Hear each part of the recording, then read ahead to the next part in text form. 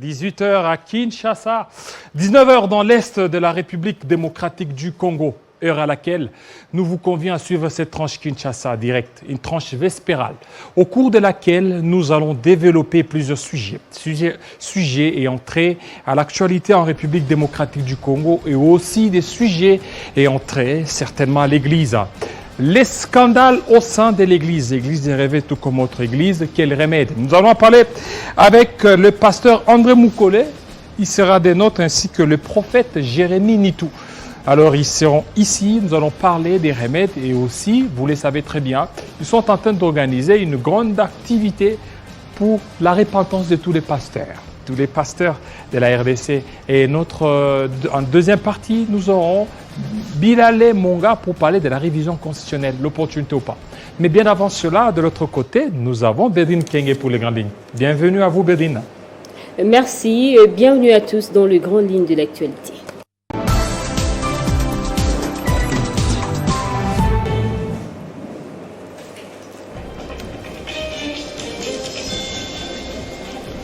Nous allons faire un maximum pour gagner. C'est le message lancé ce jeudi par le sélectionneur national Hector Raoul Cooper à 24 heures de la rencontre historique entre la République démocratique du Congo et le Maroc.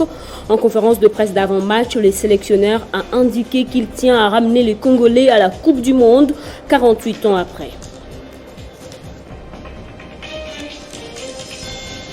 Le chef d'état-major général séjourne à Bunia dans la province de l'Ituri. En sa suite, le général-major Léon Richard Kasonga, porte-parole des FARDC, qui a salué les avancées significatives depuis l'instauration de l'état de siège dans cette province. Entre autres, plus de 170 localités à Djougou, Irumu et Mahagi, autrefois sous contrôle de groupes armés, sont désormais sous contrôle de forces loyales. Lancé le 4 mars dernier, les activités consacrées au mois de mars 2022 dédiées au 52e anniversaire de la francophonie se sont clôturées ce jeudi. Le Premier ministre a été représenté par le vice-premier ministre de l'Intérieur Daniel Asselo. Le ministre de l'Intégration régionale et francophonie Didier Manzenga a salué l'engagement du chef de l'État Félix Tshisekedi de faire jouer à la RDC un rôle important dans la francophonie.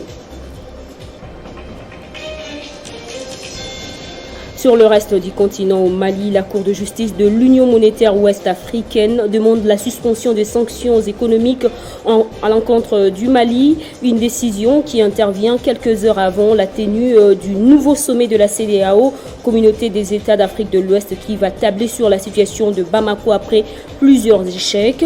Parmi les invités de ce rendez-vous, le président de la transition Assimi Goïta, c'est l'un des avocats de l'État malien et une source au sein de l'organisation monétaire qui ont confirmé cette nouvelle. À suivre dans l'édition du soir avec Grace Salambo, les développements de ces titres et bien d'autres. Et dans un instant, retrouver Jean-David Kilolo pour la suite des Kinshasa Direct.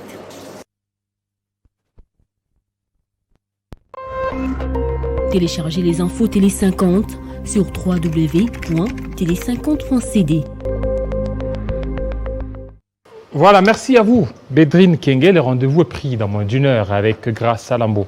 Tout de suite, on va parler des scandales au sein de l'Église, avec le pasteur André Moukole, ainsi que Jérémie Nitou, les prophètes.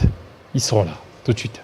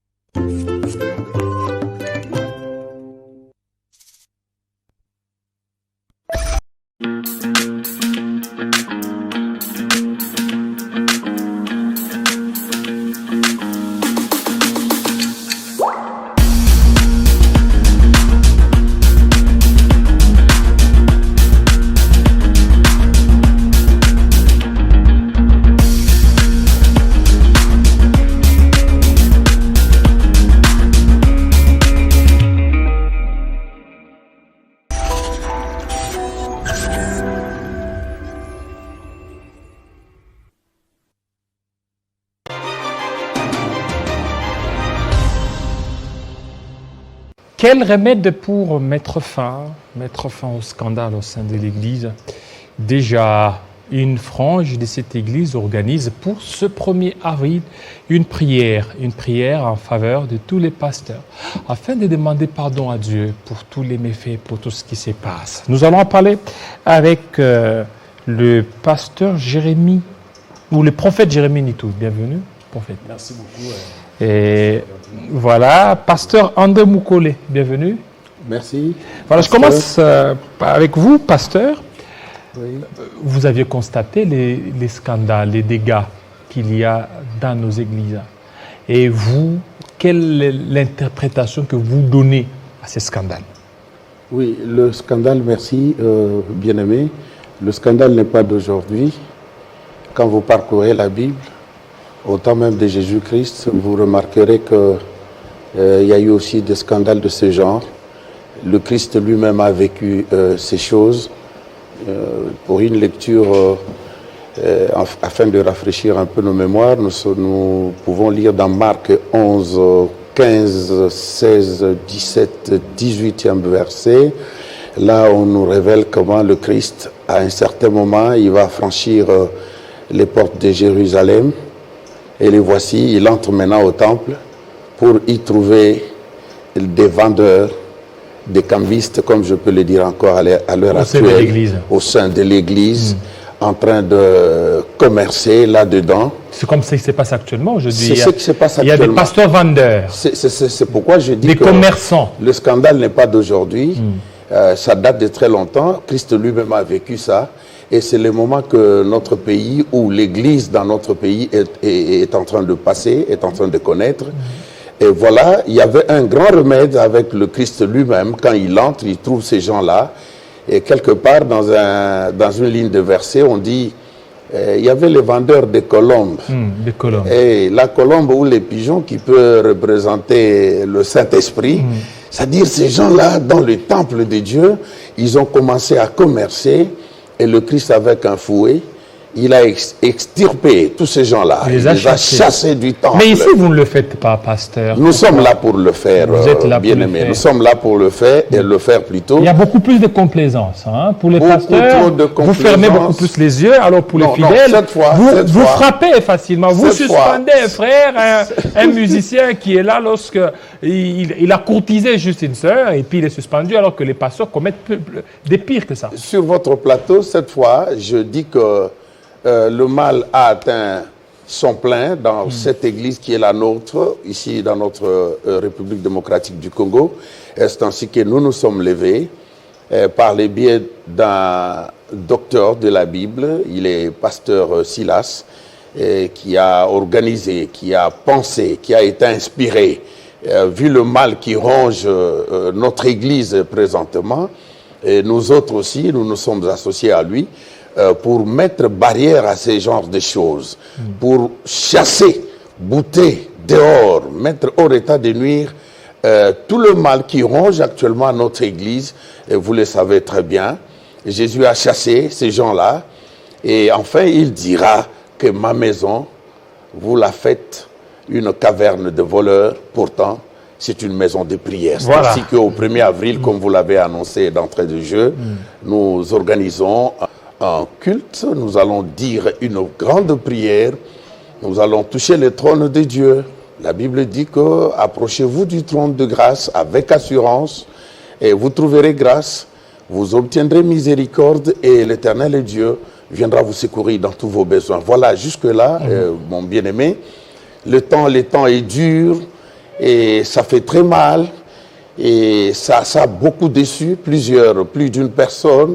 Ça a renversé la foi de plusieurs aussi. Et nous avons les éléments de la Bible pour apporter ça comme remède à cette église qui est en train de sombrer par rapport au mérite qui est présenté présentement. Prophète Jérémie Nitou, c'est par vous que le scandale vraiment est arrivé actuellement. Les prophètes, tout ça commence par des prophéties. Il y a beaucoup de choses. Comment vous comptez mettre fin à ce qui se passe actuellement dans l'Église du Congo? Et c'est seulement par cette prière de repentance où il faut aller au-delà pour certainement limiter les dégâts? Bon, merci beaucoup pour la question. Je crois que lorsqu'on parle sur le scandale à l'église, ce sont des choses comme vient d'énumérer tout de suite mon père, mon aîné. Donc ce sont des choses que nous avons déjà lues dans la Bible et s'il faut aller au-delà de la prière, mais tout doit d'abord commencer par la prière. Lorsque vous parlez sur la prophétie, écoutez, il y a une mauvaise interprétation à ce qui concerne la prophétie. La parole de connaissance, ce n'est pas en fait une prophétie. Dire à quelqu'un, voilà, on te voit dans une douche, on te voit avec une culotte rouge, ça, ce n'est pas une prophétie. On te voit dans un hôtel. On te voit dans un hôtel, tout ça, ce n'est pas ça la prophétie. Voyez, si vous lisez dans la Bible, lorsque Dieu a visité la famille de Zacharie à la naissance de Jean-Baptiste, la Bible dit, Zacharie a commencé à prophétiser. Mais si vous lisez les lignes dont on parle sur la prophétie, il était en train de glorifier le Seigneur. En fait, la prophétie, ce n'est pas ce que nous sommes en train de vivre aujourd'hui. La vraie prophétie, c'est la profondeur de la parole, donner la nourriture au temps convenable, tel que maintenant là, le moment dur où l'Église est en train de vivre des scandales partout, mais c'est à nous les prophètes de donner un message qui fera que l'Église puisse relever ces défis. Et raison pour laquelle Dieu a inspiré son serviteur, le docteur Silas Makangu. Voilà, donc c'est une grande rencontre qui sera déjà organisée bientôt là, c'est pour le 1er avril. Et ça va nous amener d'abord dans la prière. Et après la prière, Dieu est capable de nous donner d'autres possibilités pour que toutes ces choses-là soient réglées au sein de l'Église. Parce que c'est quelque part, il y a une certaine légèreté. Mais écoutez, nous allons taper dire. On ne va pas se laisser faire pour... Je crois que vous suivez à tout moment les réseaux sociaux. N'importe qui commence à dire n'importe quoi sur les hommes de Dieu. Et même ceux-là qui n'ont aucune autorité sur les hommes de Dieu, ils sont en train de parler. Tout ça, c'est parce que c'est vous, les hommes de Dieu, qui vous êtes laissés faire actuellement. Bon. À cause de ces scandales, n'importe qui peut oser hausser les tons sur un homme de Dieu. Bon, écoutez... Nous sommes là, c'est le siècle avec la technologie, les choses sont en train de prendre de vitesse. Il y a la vitesse de croisière à ce qui concerne l'information actuellement. On n'en disconvient pas malgré cette technologie. Bon, il y a toujours des faibles à l'Église. Tout le monde ne peut pas être fort. Et c'est comme ce que le docteur Silas a dit dernièrement. Lorsque nous lisons un feuillet avec tous les écrits, souvent les gens aiment aller là où il y a une erreur. Mais nous oublions les autres paragraphes ont été écrits correctement. Donc on ne peut pas seulement s'atteler à regarder là où il y a une petite erreur. Donc raison pour laquelle nous, en tant que les hommes de Dieu, en tant que l'Église, nous voulons consommer cela. Nous voulons avaler la chose pour que l'Église soit nettoyée en interne. Raison pour laquelle la prière est organisée le 1er avril pour demander la miséricorde à Dieu. On va s'approcher de son trône pour que sa grâce soit encore répandue au sein de l'Église. Voilà, au sein de l'Église. Pasteur, dès lors que la RDC a été dédiée entre les mains du Seigneur, est-ce que faudra-t-il encore, les pasteurs, organiser d'autres séances comme celle du 1er avril, encore prier? Puisque les pays est déjà dédié entre les mains de Dieu, il suffit tout simplement que vous, pasteurs, que vous organisiez, que vous parveniez à vous dire des vérités. Vous n'arrivez pas certainement à vous dire des vérités, vous allez seulement organiser des réunions. Oui, merci papa. L'Église connaît un sérieux problème.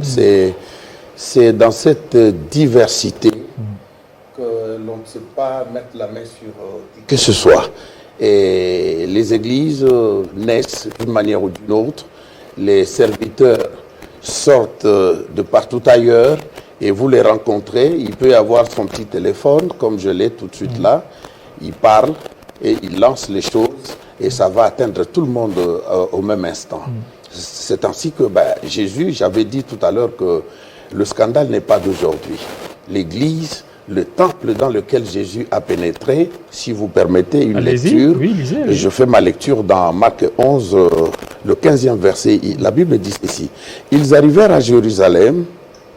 Jésus entra dans la cour du temple et s'est mis à enchasser les marchands qui étaient installés dans l'enceinte sacrée, ainsi que leurs clients. Il renversa les comptoirs des changeurs d'argent, ainsi que les chaises des marchands de pigeons. Verset 17.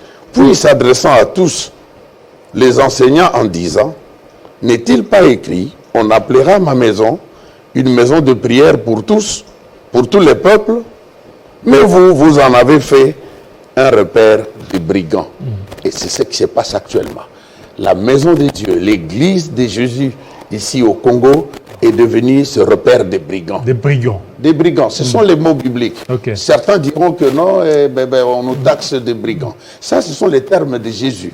Lui-même a prononcé ça. C'est très fort. Oui. Il dit, il a commencé à chasser ces brigands qui ont rendu le temple sacré, l'enceinte sacrée de Dieu, un lieu de tourisme. C'est ce tourisme que nous sommes en train de voir actuellement dans notre pays. Des réseaux sociaux. Des réseaux sociaux. On parle de tout. On fait tout alors. Et ce sont ces marchands.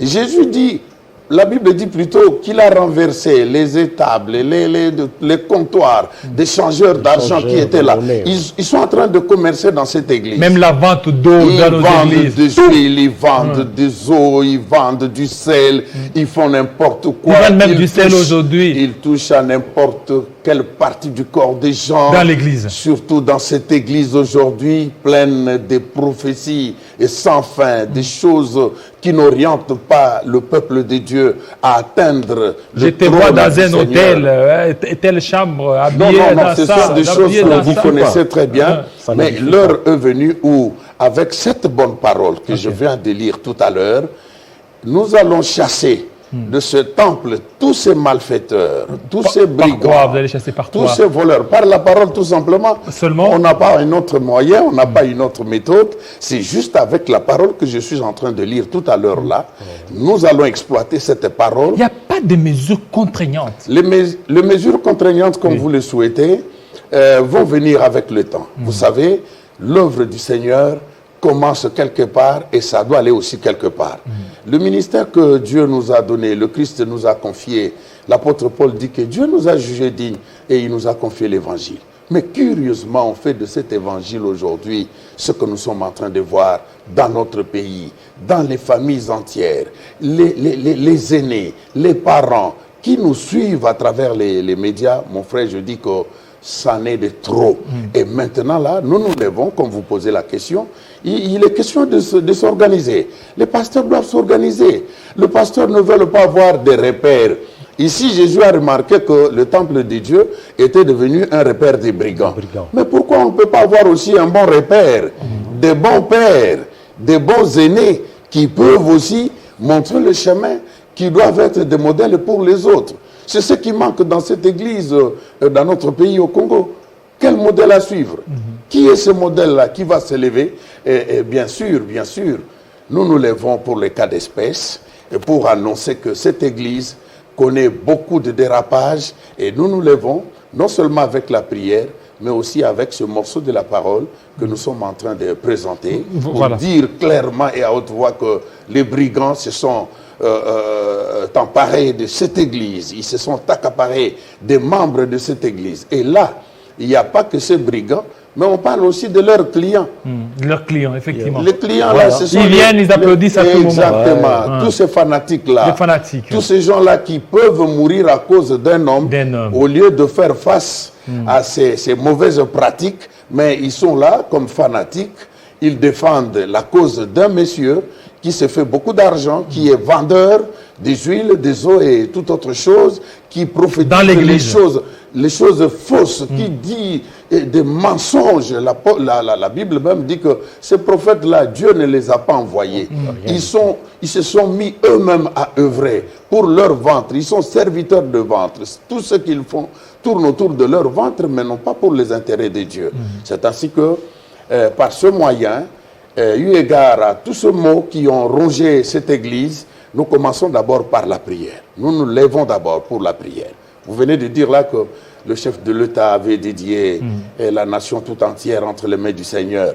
Qu'à cela ne tienne, la prière, on nous demande d'en faire autant de fois. Prier sans cesse. Prier sans cesse. Parce que les mots continueront toujours à ronger cette église de Jésus. Mais quand bien même Jésus avait chassé ces vendeurs, ces brigands du temple, vous remarquerez qu'au temps des apôtres encore, l'apôtre Paul est en train de dire, mais après moi, il y aura des loups ravisseurs. Des loups ravisseurs. Ils sont aussi des loups ravisseurs qui ont pénétré cette église de Jésus. Ils font du n'importe quoi. Il y aura des faux prophètes. Des faux prophètes, des faux enseignants. Même Christ a parlé sur ivraie. Et voilà, laissez croître l'ivraie et les L'ivraie blés. et les blés. Donc pendant la nuit, le diable peut toujours venir et puis s'aimer à l'église l'ivraie. Et surtout, d'abord, vous, prophètes, je reviens à vous, parce que tout ça, le pasteur André a soulevé, il y a des brigands, il y a des vendeurs, et la plupart de ceux qui font ça, ce sont des prophètes.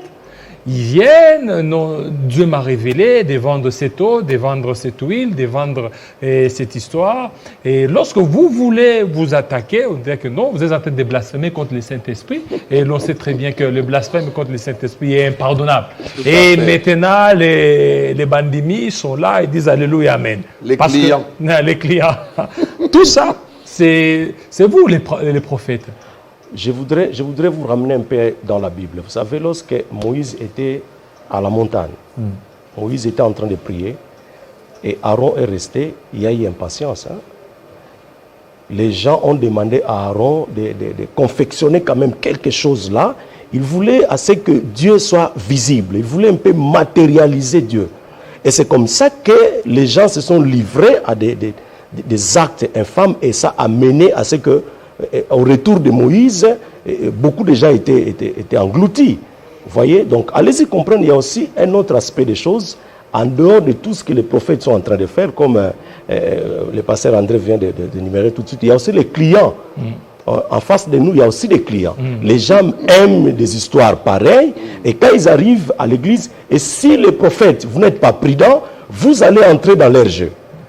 Écoutez, le prophète n'est pas là pour prophétiser à tout moment ou donner les paroles de connaissance, dire aux gens ce qu'ils aiment, ce qu'ils ont fait. Non, non, non, non, non. Le prophète est là pour donner aussi les orientations au peuple de Dieu selon les temps, selon la périodicité, ce que Dieu peut communiquer à son peuple. Donc on n'est pas là seulement pour se faire le végétariat devant la chair, et dire aux gens ce qu'ils ont fait. Non, non, non. Ça ne se limite pas là. En fait, lorsque je reviens tout de suite à votre question, le problème des prophètes, c'est aussi un problème de la formation. C'est un problème sérieux à l'Église.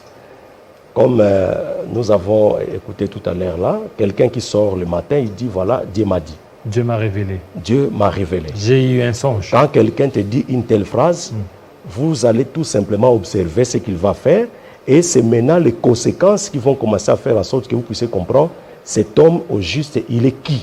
Est-ce que c'est un envoyé de Dieu ou bien il s'est fabriqué lui-même? N'oubliez pas, il y a 3 sources de la prophétie. L'homme lui-même peut inventer la prophétie.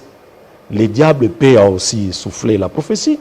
Et la meilleure source, c'est Dieu, c'est le Saint-Esprit qui vient et qui libère la parole prophétique. Donc, c'est ce qu'il faut comprendre.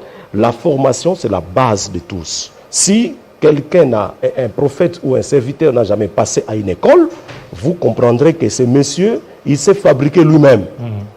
Et la raison pour laquelle Dieu dit à Jérémie, je ne connais pas ces gens-là, ils se sont fabriqués eux-mêmes, et ce qu'ils sont en train de faire, moi je ne suis pas là. Voilà, je vais terminer. Une question que vous allez tous répondre. Oui. Pasteur, aujourd'hui, il y a des structures qui sont là, Oui. RSC, REC, il y a beaucoup de structures. Pourquoi vous ne parvenez pas peut-être à vous réunir autour d'une seule structure, comme par exemple l'Église catholique qui est là, pour parler un seul langage? Parce qu'aujourd'hui, vous aviez d'ailleurs relevé que l'Église est dans la diversité. C'est cette diversité-là qui crée vraiment des confessions qui sont à électrons libres. Vous ne parvenez pas certainement à pouvoir les maîtriser. Une fois que vous voulez les maîtriser, vous dites que non, j'ai les documents. Je suis indépendant et vous n'allez rien me dire. Ok, merci papa. D'un côté, il y a l'État qui octroie les documents pour exercer le ministère ou pour commencer une église, une œuvre quelconque de la part de Dieu. Mais je rentre toujours dans la parole de Dieu. Allez-y. La Bible dit ceci dans 2 Pierre 2, verset 2e. Autrefois, il y a eu des prophètes de mensonges parmi le peuple d'Israël. Il en sera de même parmi vous. Ces enseignants de mensonges introduiront subtilement parmi vous des erreurs qui mènent à la perdition. Ils régneront le maître qui les a rachetés et attireront ainsi sur eux une perdition soudaine. Beaucoup de gens les suivront dans leur immoralité et à cause de la voie de la vérité sera discréditée. Ici, la Bible, c'est un tableau qui est déjà peint. Très bien. Tout ce qui arrive actuellement a été déjà dit. C'est-à-dire la vraie prophétie, c'est celle que je viens de lire tout à l'heure. Et ces gens-là sont sortis comme prophètes de mensonges, les enseignants de mensonges qui ne disent pas la vérité aux gens, qui renient même le maître qui a souffert pour nous, qui s'est livré lui-même en rançon pour nous. Et ce qu'il y a présentement, c'est quoi? L'État octroie des documents. Tout le monde, avec des charlatans même qui sont sorciers là, ils se disent hommes de l'église. Il est féticheur, il se fait passer pour un pasteur. Et présentement, on ne sait pas reconnaître qui est qui au sein de cette église, qui est l'église de Jésus-Christ. Ce qui est bien pour nous, c'est que le tableau a été déjà bien peint. On a dénoncé ces gens depuis le temps. Et maintenant là, il est question que cette église, des structures s'organisent de manière à ce que, on doit bouter dehors comme Jésus l'a fait. On doit mettre hors état de nuire ces gens-là, ces brigands, ces voleurs, ces vendeurs dans le temple. On doit les exposer aussi, même s'il a un document. Mais ce qu'il est en train de faire là, ne rende pas gloire au Seigneur. Jésus-Christ qui nous a rachetés tous.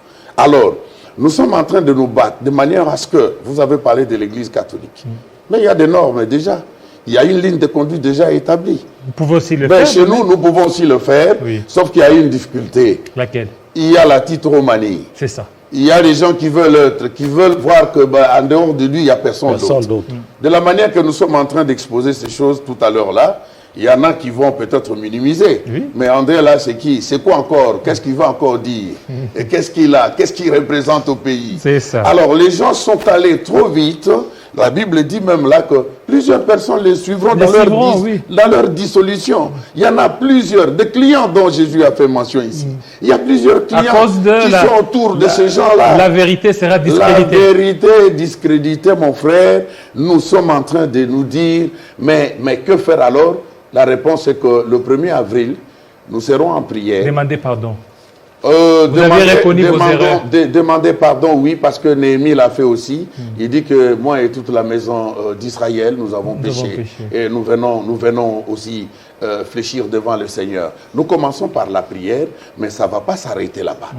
Il y a des structures, comme vous avez énuméré, vous avez cité l'RSC, qui est l'interface auprès de l'État et tout ça. Mais le problème, ce n'est pas celui-là. Le document, nous l'avons. La personnalité juridique, nous l'avons. Est-ce que nous avons la parole vivante qui va guérir tout un peuple, qui peut guérir toute une nation? C'est là le problème maintenant. Et nous sommes en train de nous organiser. Mieux vaut tard que jamais. Nous nous sommes levés d'ici le 1er avril. Et une prière sera dite en faveur. Et nous invitons tous les pasteurs de la ville, province de Kinshasa, de se joindre à nous pour cette grande manifestation, ce grand moment de prière. Et ça va encore nous donner l'occasion d'aller auprès du Seigneur. Et lui nous fera du bien. Il pourra nous donner encore de bonnes orientations pour mettre hors état de nuire tout ce mal qui a prophète Jérémie, ça sera une journée de repentance.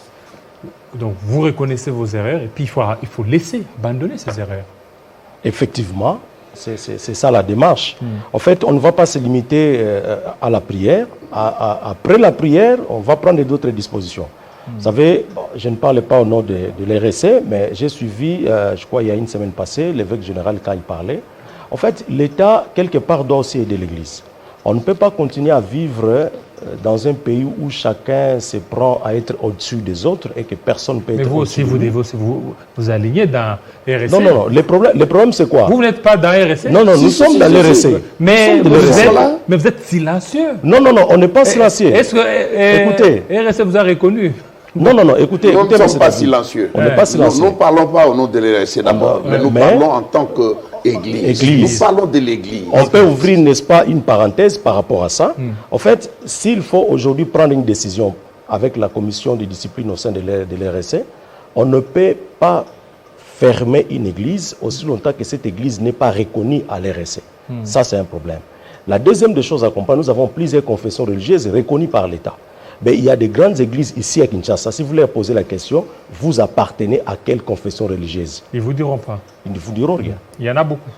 Il a sa personnalité juridique. Il a il y en sa a personnalité beaucoup. juridique. Alors, c'est ça la difficulté. On est Oui. éparpillé. Donc ça, On est éparpillé. l'État doit aussi accompagner l'église. C'est compliqué. Pour que toutes Ce n'est ces pas églises-là, compliqué. Je Ouais. dis que ce n'est pas Terminé. compliqué parce que nous avons un grand outil de travail qui est la parole de La Dieu. parole de Dieu. C'est par cette parole, lorsque vous allez nous offrir votre micro régulièrement, Oui. nous parlerons de ces choses. Nous vous aurons certainement Merci. après, Nous sommes là. après la prière. Après la prière, du, merci. Du premier, et puis on verra. Et n'oubliez pas, ça sera au Carrefour des Jeunes Voilà à ça. Matongé. Voilà, Carrefour des Jeunes. Oui. Vous pouvez donner Carrefour des l'adresse? Jeunes, oui, oui. Donc ça sera au Carrefour des Jeunes sur avenue Kassavubu, commune de Kalam, référence Pont-Gabi.